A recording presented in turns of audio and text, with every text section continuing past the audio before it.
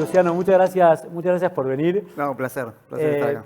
Primera, le estaba preguntando recién a Barsaski, ¿qué tienen todas las potencias de la región, Bolivia, Paraguay, Chile, Colombia, Perú, para tener inflaciones de 5%, 4,5% anual? Y las tienen en este número porque todavía sigue el efecto de la pandemia.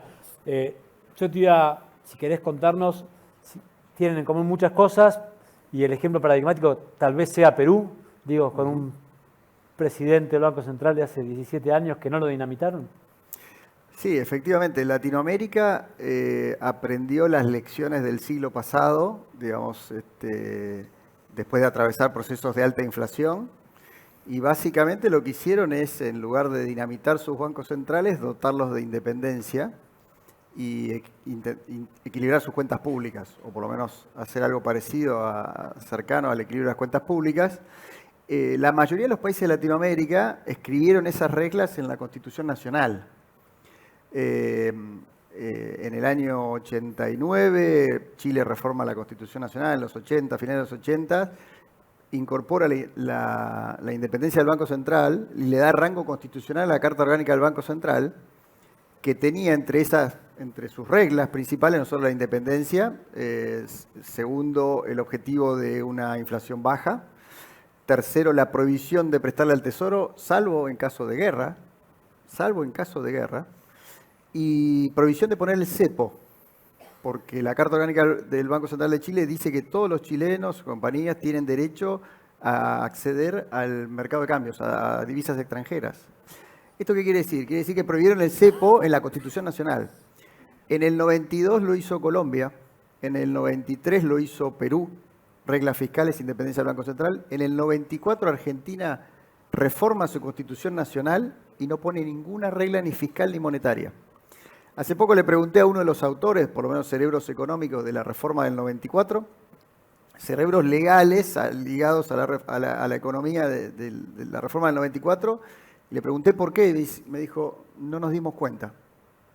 Ese es el destino trágico de Argentina. O sea, si Argentina hubiese puesto, en esa reforma hubiese aprovechado para poner algunas determinadas reglas, por ejemplo, una regla fiscal como la que tiene Brasil respecto al gasto, no hubiésemos tenido el kirchnerismo que duplicó el gasto público en 10 años.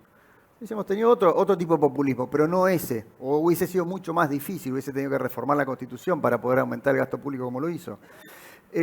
Así que Argentina es una combinación de destino trágico, con mala praxis, mala suerte, y obviamente, como decía Henry Ford, el fracaso es una buena oportunidad para volver a empezar de nuevo de manera más inteligente, digamos, ¿no? O hacer lo mismo de manera más inteligente, mejor. Yo creo que Argentina tiene que volver a intentar, como el resto de Latinoamérica, tener un Banco Central independiente y el equilibrio fiscal. Hay que escribir esas reglas en la Carta Orgánica del Banco Central. Si esas reglas funcionan durante un tiempo, se mantienen durante un gobierno o dos gestiones, la inflación va a bajar. Y una vez que hayamos consolidado ese proceso económico y el apoyo político a esa estabilidad, hay que plasmarlo en una reforma de la Constitución Nacional, llegado el caso. Hoy sería abrir la caja de Pandora. Todo eso requiere Argentina para volver a ser un país normal, lo cual habla del desafío que tenemos por delante. En algún punto, una posibilidad de que no se haya incluido, al menos una regla monetaria de restricción respecto al acceso de divisas en la Constitución del 94, es que en ese momento estaba la convertibilidad. Claro. Entonces a nadie se le ocurría, había estabilidad. Esa fue la respuesta que me dieron. Esa fue la respuesta. Como la convertibilidad funcionaba, parecía que lo macroeconómico estaba arreglado. En algún punto, ¿no termina siendo un gran punto para la propuesta de dolarización de Javier Milei esa? Bueno, yo creo que lo que no tenemos que hacer, esta es otra de las lecciones que repaso en ese libro que tenés ahí. Lo voy a mostrar. Es Desenredar la Argentina. Gordo, podría ser el doble. En el primer capítulo que hablamos sobre Carta Orgánica del Banco Central, la historia del Banco Central, el asalto que se hizo en Argentina al Banco Central del 46 en adelante, porque los primeros 10 años de nuestro Banco Central tuvimos una tasa de inflación más baja que Australia, Canadá y Estados Unidos. O sea que el Banco Central funcionó muy bien como institución. Después obviamente la política lo asaltó y bueno, terminamos en una hiperinflación y ahora en una mega inflación como tenemos ahora. El punto que te quería hacer es que una de las lecciones que tenemos que aprender es que las reglas, digamos, uno cuando define instituciones no puede definir instituciones que fijen precios. ¿Qué quiero decir? Una regla institucional es fijar principios de funcionamiento de las instituciones. Pero vos no podés poner en una ley, se prohíbe la ley de gravedad. Pues yo digo, se prohíbe la ley de gravedad y tiro este objeto, va a caer igual por más que lo diga una ley. Fijar un precio en una ley es como Moreno queriendo fijar el precio de la carne. Terminamos importando carne de Uruguay. No se puede. Entonces, una de las lecciones es que fijar el tipo de cambio, como es el caso extremo de la dolarización, que es fijarnos al dólar, usamos la moneda legal, pero en el fondo somos un país independiente de Estados Unidos, o fijar el 1 a 1 como en la convertibilidad, carece de la suficiente flexibilidad para ir adaptándose a escenarios cambiantes. Y por tanto, esas instituciones terminan fracasando a la corta o a la larga, para ponerlo muy claro. La dolarización es la solución nuclear al problema de la inflación. Es tirar al bebé, como dijo Cristina, que yo lo digo la misma frase en el libro, quizás me leyó, porque hay varias frases que yo uso ahí que la uso. No sé si... Tirar el dicho peruano, creo que es un dicho peruano, no me acuerdo de dónde es. No, alemán, es tirar el niño junto con el agua, o tirar el agua junto con el niño, diciendo que el agua está sucia y lo tira con el bebé. Eso dijo Cristina y yo digo lo mismo en el libro respecto a la dolarización. Y la pesificación es la solución nuclear al problema de la dolarización, al problema de la deflación que tarde o temprano genera las dolarizaciones. Le pasó a Zimbabue, 2019, Zimbabue dolariza en el 2009, pesifica es, mete el dólar zimbabuense, whatever that means. En el 2019, 10 años después, Argentina dolariza, digamos, con la convertida, que era un proceso casi de semidolarización, en el 91 y pesifica en el 2002, fin del 2001. Y después viene, como digo yo, le digo a los dolarizadores, dice, bueno, ¿qué dicen los dolarizadores? Muerto el perro, se acabó la rabia. Atamos al Banco Central y se terminó el problema. Y yo digo, ojo, porque después vuelve como un león de Nemea, como digo ahí, que es convertido, como pasó en Zimbabue, que hoy tiene récord inflacionario. Argentina, que después de la convertida volvió con un récord inflacionario. Y es lo que nos puede pasar. Entonces, ¿qué quiero decir? Quiero decir, las reglas que uno tiene que poner tienen que ser instituciones que funcionen en base a principios. Esto además, hay un premio Nobel, digamos, que es John Taylor, que analizó todo el problema de reglas versus discrecionalidad. Y lo que dijo es, vos tenés que poner reglas contingentes que sean creíbles y que los agentes sepan cómo reaccionar. En ese caso, en el caso de la Carta Orgánica del Banco Central, también puede ser la política monetaria, no quiero entrar en detalles, es básicamente ponerle principio al Banco Central. Usted es independiente, usted tiene que tener una tasa de inflación baja. No puede poner el cepo, no le puede prestar el tesoro. Después, si el tipo de cambio va más alto, más bajo, eso arréglese como usted quiera, son los instrumentos. Si la tasa de interés, inflation targeting o metas o bandas cambiarias, es instrumental. Pero esas tienen que ser las reglas de funcionamiento. ¿Crees que la política aprendió esa lección, Luciano? No. Porque no. Bueno, lo estamos viendo. Sucedió durante el macrismo, que claramente una visión muy cercana a lo que vos estás mencionando, la dirección era esta, no es que pensaban en cosas distintas y sin embargo, primero con Sturzenegger, después hubo distintos, donde la política una vez más derrotó a las reglas, a las normas y a la visión. Entonces, ¿cómo se hace si el espacio político que comparte la visión que estás diciendo, que cree que la dirección es esta, a la hora de gobernar, dice, bueno, pero empezamos más adelante, ahora no? A ver... Y me preocupa que digas, no aprendió la lección. No, a ver, los dos que sacaron entre 60, entre uno que... Hay dos fuerzas políticas que por distintas razones, distintas motivaciones y distintos mecanismos quieren matar el peso argentino. Uno es Massa emitiendo y llevándonos a la hiperinflación, con el plan platita, y el otro es un candidato que dice que va a dolarizar sin dólares, o sea que va a retirar el peso. Para que quede claro, si yo soy una empresa que no tengo activos en mi patrimonio, que emití un bono en el mercado y eso cotiza en el mercado, y digo que dentro de 2 años yo me retiro, me jubilo, ¿con qué cash flow voy a pagar esos pasivos? Bueno, vale 0 eso. Eso es el Banco Central. ¿Qué servicio presta el Banco Central? Que es una compañía que presta servicios transaccionales, que el pasivo en este caso es el mismo producto que es el billetito. Si eso dentro de 2 años vale 0 porque no tengo activos, hoy vale 0, hoy tiende a valer 0, los precios tienden a valer infinito, se llama hiperinflación. Entonces tenemos una combinación letal, digamos, entre uno que se fueron a un extremo y el otro del otro extremo. Digamos, como somos los argentinos, porque los argentinos somos eso.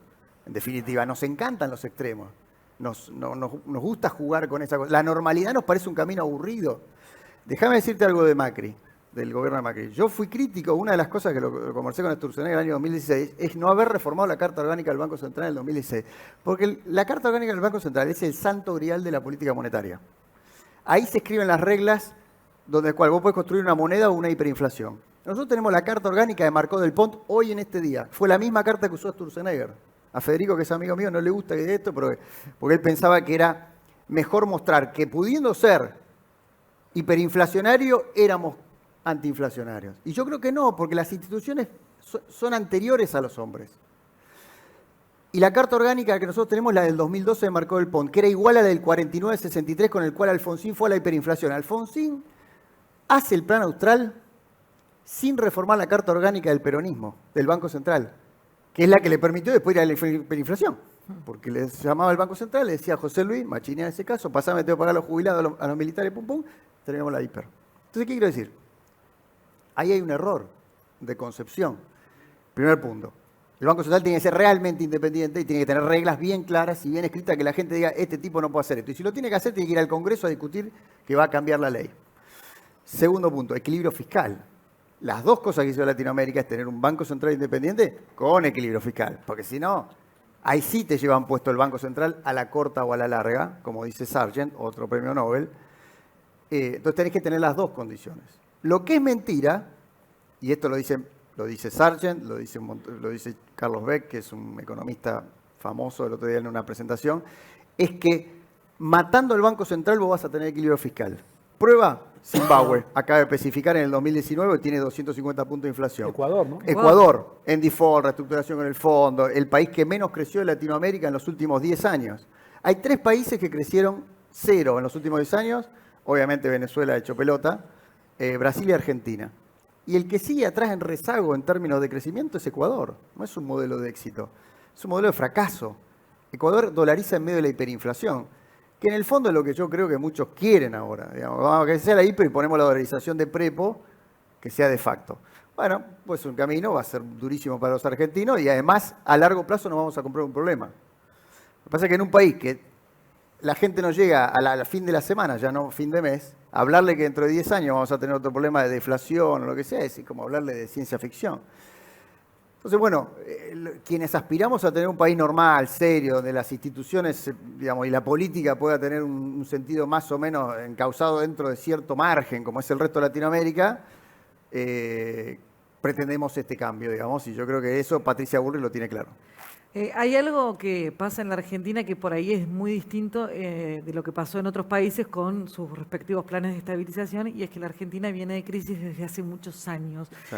Entonces hay como un desgaste, la fatiga de la crisis, Sí. lo cual quita margen a la tolerancia, a Totalmente. cualquier fracaso, un nuevo plan de estabilización, que lo más probable además es que un nuevo plan de estabilización en sus inicios vuelva a fracasar, o sea, realmente muy duro de asumir y se perciba como un fracaso.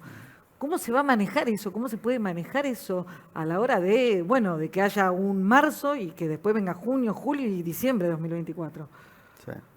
Acoto, digo, a Menem le llevó 2 años la convertibilidad, digamos, Sí. ¿no? Que en la misma línea de lo que Claro, decís, pero no venía con tantos años de crisis. Nosotros llevamos más de 5 años de crisis. En el 89 había 2, 1 y medio, con hiper, con todo lo que quiera, pero era más shock, no era esta agonía que tiene Sí. Argentina. Bueno, yo creo que sí, la sociedad está muy cansada. El desastre que está dejando el kirchnerismo en retirada es mucho más grande del que habíamos pensado. La verdad es que el grado de irresponsabilidad con que se están tomando decisiones en estos últimos meses supera cualquier imaginación de cualquier político maquiavélico. Y va a ser difícil y va a ser complicado estabilizar, no digo que no. Creo que es muy importante que el gobierno llegue con mucha convicción, con mayoría o con amplios bloques en las 2 cámaras del Congreso, porque gran parte de la política se va a definir ahí, de las reformas que hay que hacer. Y creo que, bueno, en la medida que haya una coalición potente con muchos gobernadores, con muchos diputados y senadores, toda esa transición en la política va a ser mucho más fácil. El otro escenario, que es el otro que hoy tiene alguna chance de éxito, es, como se ha dicho, obviamente una apuesta a todo o nada, digamos, ¿no? Yo creo que la verdad que Argentina es un país que, por un lado, el mundo te renueva oportunidades, porque lo que tenemos hoy en materia de transición energética, obviamente la cordillera con el cobre, el litio, bueno, los vientos, el sol. Bueno, hicimos todo un panel, las Sí, oportunidades un que todavía panel, las están. oportunidades de Argentina es impresionante y las tenemos que aprovechar, pero también hemos sido un país que ha desaprovechado ser el granero del mundo y se ha convertido en caso de fracaso. Bueno, yo creo que Argentina hoy tenía todas las condiciones. Si usted, algunos estuvo en algunas de mis charlas hace algunos meses antes de las elecciones, yo sentía que Argentina iba a tener por primera vez en mucho tiempo la combinación de un gobierno racional con mayoría en ambas cámaras, con un contexto internacional espectacularmente positivo. Hoy ya no sé si vamos a tener, porque aún que gane Juntos por el Cambio entrando al balotaje, ya no va a ser un escenario de triunfo en primera vuelta, y eso hace que los bloques sean un poquito más flacos de los que pensábamos, pero igual van a ser mucho más robustos de lo que fueron durante el gobierno de Macri. Así que te diría, Virginia, yo creo que Argentina sigue teniendo la oportunidad. Todavía no está dicha la última palabra, las sociedades no se suicidan, se equivocan, pero no se suicidan. Yo confío que sea quien sea el próximo presidente, ojalá sea Patricia Bullrich, va a intentar encontrarle una vuelta para no volver a caer en esos extremos que siempre te depositan después en el otro lado del péndulo, digamos, ¿no?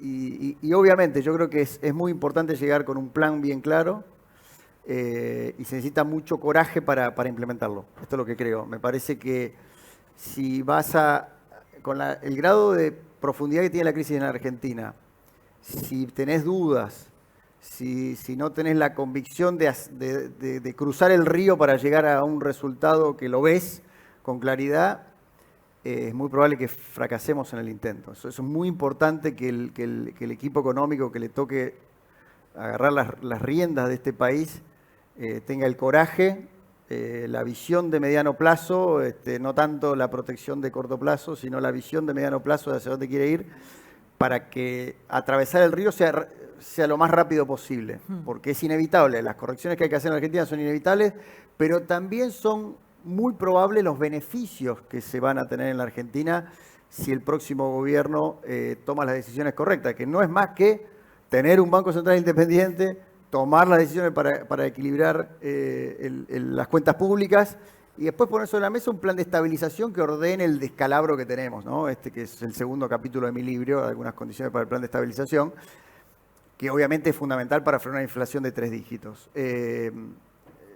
Y de eso va a depender. Y bueno, como siempre digo, la suerte en esto juega un rol. Y creo que Argentina el año que viene va a tener un escenario positivo y va a tener la chance de poder enderezar esta situación. Insisto, si tiene el liderazgo político, la mayoría en las cámaras, y la visión concreta de hacia dónde quiere ir. ¿Qué le pedirías o qué le preguntarías a Rubinstein, vicesecretario de Economía, que va a estar un ratito charlando con nosotros? Le transmitimos tu consulta o tu pedido. Soy amigo de Gabriel, los dos fuimos economistas jefe del estudio Broda. Ahí la conocí a Virginia, creo hace muchos años, no digamos cuántos. No tantos. No, le pedirían que no sigan dinamitando la Argentina con las medidas que están tomando. Yo no sé si él habla con Massa o Massa ya decide solo. Gabriel es un tipo muy razonable, pero están haciendo un daño enorme. Están haciendo un daño enorme en la Argentina porque las medidas que están tomando son bastante estructurales. Ni siquiera es un plan platita, es un plan estructural digamos, que está dinamitando las bases del equilibrio fiscal. Acá vamos a pasar una reforma que costó 1 punto del PBI en el tema ganancias. Ahora están pasando una reforma de IVA que cuesta 1.4. Después va a ir al Congreso a explicarle a la gente que vos tenés que subir el IVA, el impuesto a las ganancias, porque es imposible. No digo que el próximo gobierno lo quiera hacer, porque estamos en proceso electoral, pero digamos, el agujero fiscal era grande y lo están amplificando, no de cara a las elecciones, están tomando medidas para los próximos 30 años, a 30 días de irse o a 30 días de una elección. Es de un grado de irresponsabilidad que yo no lo vi nunca.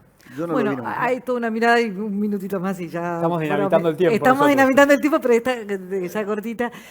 Hay toda una mirada de que, bueno, en enero igual todo lo que se está decidiendo por estos días, en enero llega un nuevo gobierno, incluso el propio Massa, con paquete de leyes, etcétera, que revierte todo y va todo para atrás.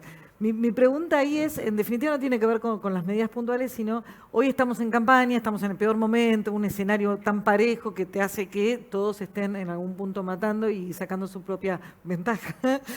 Después de las elecciones, una vez para vos que estás en el Congreso, ¿percibís que puede llegar a haber un espíritu de mayor colaboración entre las fuerzas dada la magnitud de la crisis? Es una gran pregunta porque obviamente depende cuál sea el resultado, el panorama político cambia mucho. Hay que ver. Yo creo que sí, en principio sí, pero va a depender mucho de quien tenga. Como siempre, para el tango se necesitan dos, pero hay uno que es el que saca a bailar, que es el que está en el Ejecutivo, digamos, ¿no? Si el diálogo es razonable, las propuestas son razonables y sensatas, Juntos por el Cambio ha estado siempre, la verdad que hemos pecado de ingenuidad siendo demasiado responsables. O sea, el teorema de Baglini a nosotros no nos aplica porque le votamos el acuerdo con el fondo a 2 años de las elecciones, con un costo político grande con nuestros votantes. Ahora nos opusimos a una reforma absolutamente regresiva y irracional, por más que sea desde el punto de vista de beneficiar a 800.000 argentinos que pagan otros impuestos pero la verdad que lo de ganancia y seguimos haciéndolo y lo vamos a hacer en el caso de ser opositores. Esperamos que si ganamos también haya del otro lado una reciprocidad.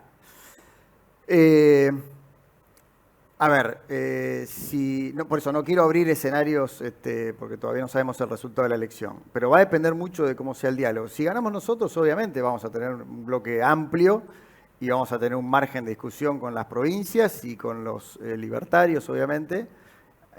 Me preocupa que algunas de las medidas que se están tomando ahora están votadas tanto por el populismo peronista como por el populismo libertario. Digamos, ¿no? Entonces, y algún otro radical. Y 4 radicales que no lo votaron, dieron el quórum, pero por las universidades, digamos, por lo menos no lo votaron en contra, con lo cual uno puede algunas locuras revertirlas. Y creo que... pero bueno, va a haber que conversar con los que votaron ahora a favor de algunas, o que están votando cosas que son insostenibles a largo plazo. Así que es un desafío grande, no es tan fácil como lo veíamos cuando imaginamos que Juntos por el Cambio podía ganar en primera vuelta, o por lo menos estar cerca de ganar en primera vuelta. Hoy estamos bastante lejos todavía. Pero yo creo que tenemos una chance de que Patricia entre al balotaje, y si Patricia entra al balotaje va a ganar la elección, porque el centro político es el lugar más complicado para entrar a un balotaje, pero es el más simple para ganarlo, digamos, ¿no? Entonces... así que no tengo una respuesta no quiero especular mucho. Va a depender mucho de quién esté uno y otro y, como te digo, cómo se plantea el diálogo. Muchas gracias. Muchas gracias.